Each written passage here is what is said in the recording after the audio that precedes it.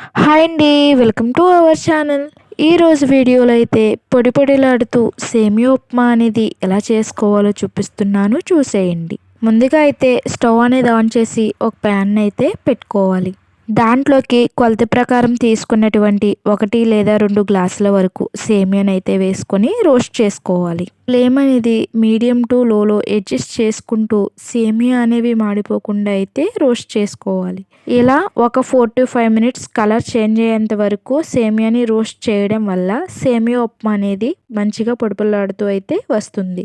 సేమియా colour change అయిన తర్వాత వేరొక ప్లేట్లోకి అయితే తీసుకొని పక్కన పెట్టుకోవాలి. తర్వాత అదే ప్యాన్లోకి 2 చెంచాల వరకు ఆయిల్ అయితే వేసుకోవాలి. ఆయిల్ హీట్ ఎక్కిన తర్వాత 1 టేబుల్ స్పూన్ వరకు సన్నగా తురుముకున్నటువంటి అల్లం తురుమునైతే వేసుకోవాలి. అల్లాన్ని కొంచెం పచ్చివాసన పోయేంత వరకు ఫ్రై చేసుకోవాలి. తర్వాత అందులోకి 1/2 టేబుల్ స్పూన్ ఆవాలు, 1/2 టేబుల్ స్పూన్ జీలకర్ర వేసుకోవాలి. అలాగే 1½ స్పూన్ వరకు వేరుశనగ గింజలను కూడా వేసుకొని కలుపుకోవాలి. ఇవి కొంచెం ఫ్రై అయిన తర్వాత పొడుగ్గా కట్ చేసుకున్నటువంటి ఒక చిన్న ఉల్లిపాయని, అలాగే 2 లేదా 3 పచ్చిమిరపకాయలను కూడా కట్ చేసుకొని వేసుకోవాలి. అవి కొంచెం వేగిన తర్వాత 1 టేబుల్ స్పూన్ వరకు పచ్చిశనగపప్పును కూడా వేసుకొని ఫ్రై చేసుకోవాలి. అవి కొంచెం వేగిన తర్వాత క్యారెట్ని చిన్న చిన్న ముక్కలుగా కట్ చేసుకొని వేసుకోవచ్చు. అలాగే వాటితో పాటు 2 రెమ్మల వరకు కరివేపాకును కూడా వేసుకొని వేయించుకోవాలి. మొత్తం కలిసే విధంగా ఒకసారి బాగా కలుపుకొని 2 మినిట్స్ వరకు అయితే మూత పెట్టి మగ్గనివ్వాలి.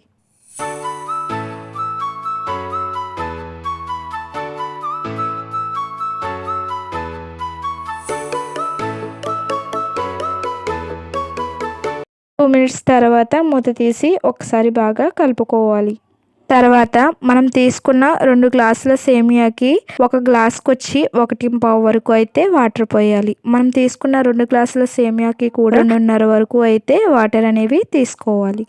వాటర్ పోసిన తర్వాత దాంట్లోకి రుచికి సరిపడా సాల్ట్ని అయితే యాడ్ చేసుకోవాలి. తర్వాత ఫ్లేమ్ అనేది హైలో పెట్టుకుని వాటర్ అనేవి కొంచెం మరిగేంత వరకు ఉంచుకోవాలి. వాటర్ అనేవి కొంచెం మరిగిన తర్వాత మనం ముందుగా రోస్ట్ చేసుకున్నటువంటి సేమియానైతే కొంచెం కొంచెంగా వేసుకోవాలి. ఫ్లేమ్ని అయితే మీడియం టు లోలో అడ్జస్ట్ చేసుకుంటూ సేమియానైతే తిప్పుతూ ఉండాలి. అలానే ఒక 2-3 మినిట్స్ తిప్పిన తర్వాత కాసేపు మూత పెట్టి మగ్గనివ్వాలి. ఫ్లేమ్ని అయితే మీడియంలో పెట్టుకొని మధ్యలో ఒకసారి తిప్పుకుంటూ మూత పెట్టి మగ్గనివ్వాలి. మూత తీసిన తర్వాత సేమియా అనేది అడుగంటకుండా ఫ్లేమ్ అనేది హైలో పెట్టుకొని కలుపుతూ ఉండాలి.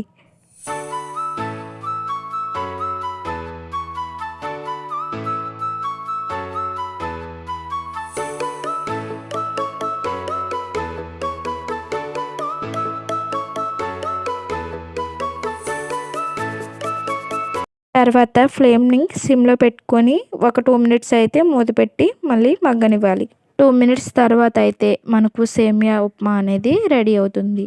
ఇక స్టవ్ ఆఫ్ చేసి ప్లేట్లోకి అయితే సర్వ్ చేసుకోవచ్చు. చూడండి, పొడి పొడిలాడుతూ సేమియా ఉప్మా అనేది ఎలా వచ్చిందో. మీరు కూడా నేను చెప్పినట్టుగా కొలతల ప్రకారం ఫాలో అయితే ఈ విధంగానే వస్తుంది. అంతేనండి. ఇంకా ఈ సేమియా ఉప్మానైతే మార్నింగ్ ఎలాంటి హడావిడి లేకుండా సింపుల్గా అయితే చేసేసుకోవచ్చండి. ఈ వీడియో కానీ మీకు నచ్చినట్లయితే ప్లీజ్ లైక్ చేయండి, షేర్ చేయండి, సబ్స్క్రైబ్ చేయండి. ఈ రెసిపీకి కావాల్సిన ఇంగ్రీడియంట్స్ అన్ని కామెంట్లో పిన్ చేస్తాను, చూసేయండి.